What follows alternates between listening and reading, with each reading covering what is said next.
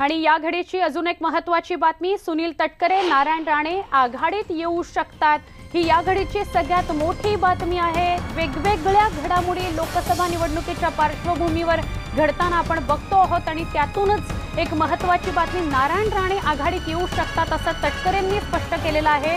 रणजित सिंह भाजपच्या वाटेवर असल्याच्या बातम्या या खोट्या आहेत असंही त्यांनी म्हटलेलं आहे। खरं तर काल न्यूज 18 लोकमतने आपल्यापर्यंत दृश्य सुद्धा पोहोचवली होती की रणजित सिंह मोहिते पाटील हे भाजपच्या नेत्यांना भेटलेले आहेत आणि आज तटकरे असं म्हणतात की रणजित सिंह मोहिते पाटील हे भाजपच्या वाटेवर आहेत। अशा सगळ्या वावड्या खोट्या आहेत।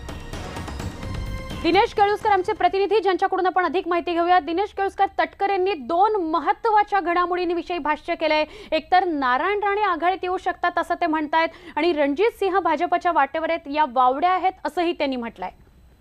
बरोबर आहे। सगळ्यात पहिली जी बातमी आहे, जी चर्चा सुरू आहे 2 दिवसांपासून, विशेषतः कालपासून, की नारायण राणेंना आघाडीने काही संपर्क केलाय का, त्याबाबत तटकरेंना विचारलं तर ते असं म्हणाले आहेत की 10-12 दिवसापूर्वी ते स्वतः नारायण राणेंना भेटले होते, परंतु ती भेट राजकीय नव्हती असं त्यांनी स्पष्ट केलेलं आहे। परंतु ते सांगताना हेही ते सांगायला विसरलेले नाहीत की नारायण राणे यांचा पक्ष स्वतंत्र आहे, स्वाभिमान पक्ष आहे आणि आघाडीबाबतची चर्चा झालेली आहे, परंतु चर्चा होऊ शकते असं सुनील तटकरे यांनी अजूनही म्हटलेलं आहे। त्यामुळे कुठेतरी चर्चेची तार आघाडीशी नारायण राणेंची आघाडीने खुली केलेली आहेत असाच त्याचा एक अर्थ होतो आणि त्या पद्धतीची चर्चा भविष्यात नारायण राणेंशी होऊ शकते किंवा येत्या काळात, लवकरच्या काळात होऊ शकते अशा प्रकारचे संकेतही सुनील तटकरे यांनी दिलेले आहेत। खेडमध्ये त्यांचा एनसीपी कार्यकर्त्यांचा मेळावा होता आणि त्या मेळाव्यानंतर सुनील तटकरे यांनी भाष्य केलेलं आहे आणि त्याचबरोबर विशेषतः जी रणजित सिंह यांची जी मोहिते पाटलांची जी बातमी होती की ते भाजपच्या वाटेवर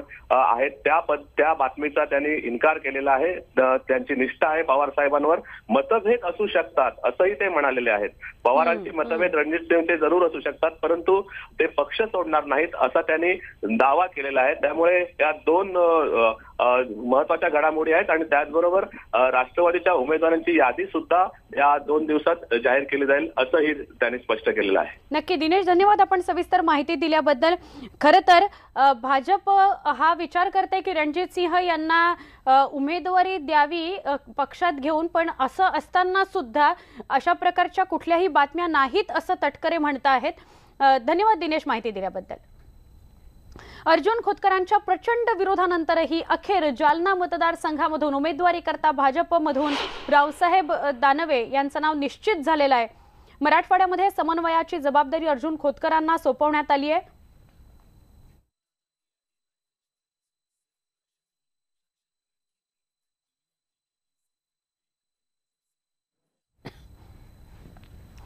खोतकरांवर समन्वयाची जबाबदारी सोपवण्यात आली आहे। निश्चित झालं की प्रदेशाध्यक्ष रावसाहेब दानवे यांना जालन्यामधून उमेदवारी निश्चित झाली आहे। खरं तर अर्जुन खोतकर हे लोकसभेसाठी इच्छुक होते जालन्यामधून उभं राहण्याकरता, मात्र त्यांनी तसा विरोधही दर्शवला होता। ते वेगवेगळ्या प्रतिनिधींकडे सुद्धा जाऊन आलेले होते, मुख्यमंत्री उद्धव ठाकरे सगळ्यांना भेटले होते, पण आता मराठवाड्याच्या समन्वयाची जबाबदारी खोतकरांवर देण्यात आलेली आहे। त्यामुळे हे स्पष्ट झालेलं आहे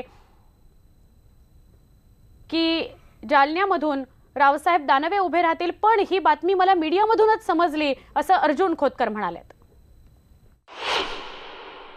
नाही, मला माहित नाही, तुमच्याकडून कळतं मला आता। अर्थात आमच्या दोघांमध्ये चर्चा वरच्या पातळीवर चालू आहे। मुख्यमंत्री महोदय काल उद्धव साहेबांना भेटलेले आहेत। उद्धव साहेबांचा निरोप माझ्यापर्यंत येत नाही तोपर्यंत मला काय चाललं आहे माहीत नाही। ज्या दिवशी उद्धव साहेबांचा निरोप मला येईल त्या दिवशी मी तुम्हाला सांगेन।